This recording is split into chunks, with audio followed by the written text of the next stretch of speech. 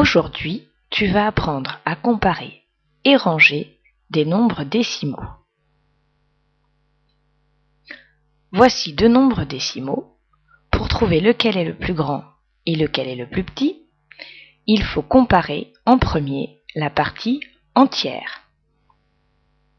Ici, 91 est plus grand que 71.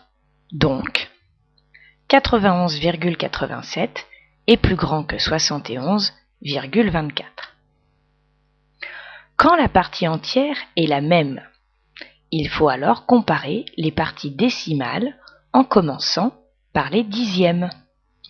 Ici, 8 est plus grand que 2, donc 213,87 est plus grand que 213,24. Lorsque la partie entière est identique et que le chiffre des dixièmes est le même, il faut alors comparer le chiffre des centièmes. Ici, 9 est plus grand que 3, donc 174,59 est plus grand que 174,53.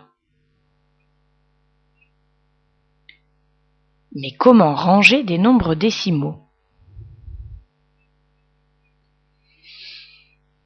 Voici plusieurs nombres décimaux. Pour les ranger dans l'ordre croissant, par exemple, il faut d'abord trouver le plus petit en utilisant la méthode de comparaison.